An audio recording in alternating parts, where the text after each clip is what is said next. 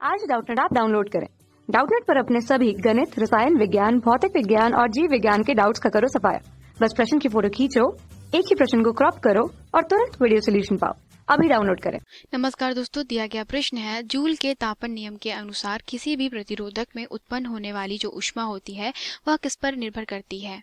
तो जूल के तापन नियम के अनुसार होता क्या है। मान लेते हैं दोस्तों किसी परिपथ में क्या लगाई है आपने, यहाँ पे बैटरी लगाई है या आप कह सकते हैं दोस्तों यहाँ पे विद्युत ऊर्जा का स्रोत लगाया है। तो विद्युत ऊर्जा स्रोत लगाने पर क्या हो जाता है कि यहाँ पर दोस्तों परिपथ में अगर प्रवाहित धारा आई है और वो कितना बहती दोस्तों, मान लेते हैं कि यह परिपथ में लगा प्रतिरोध क्या है, आर है।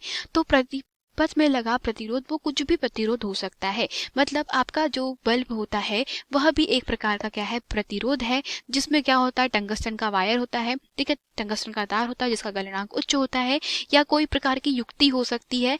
तो ये सब जो होते हैं वे क्या होते हैं, आपके प्रतिरोध कहलाते हैं। तो अब इस प्रतिरोध से क्या प्रवाहित हो रही है, आई धारा प्रवाहित होती है। तो जूल के नियम के अनुसार मान लेते हैं कि यह जो धारा आई है वह टी समय तक प्रवाहित होती है।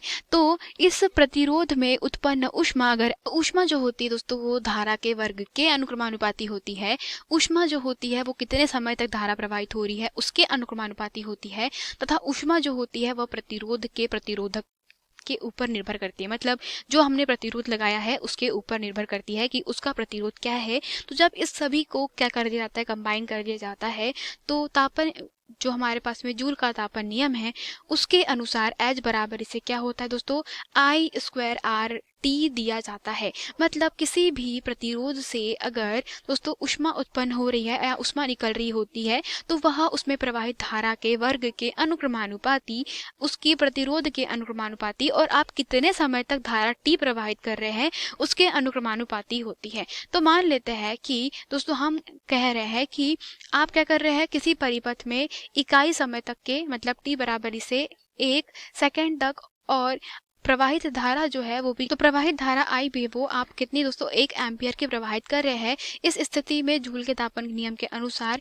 जो ऊष्मा हो जाएगी दोस्तों उसके प्रतिरोध के मान के बराबर होती है। ठीक है, तो दोस्तों यह जो है जूल का तापन नियम होता है, इसमें जो ऊष्मा उत्सर्जित होती है वह जूल में उत्सर्जित होती है। तो जूल के तापन नियम के अनुसार हम कह सकते हैं कि किसी भी प्रतिरोध में अगर इकाई समय में इकाई एम्पियर की धारा प्रवाहित होती है तो वह प्रतिरोध जो होता है वह ऊष्मा के बराबर होता है, उसमें उत्सर्जित ऊष्मा के मान के बराबर होता है। ठीक है, यही क्या था, जूल का नियम था और यही हमारे प्रश्नों में हमसे पूछा गया था। धन्यवाद।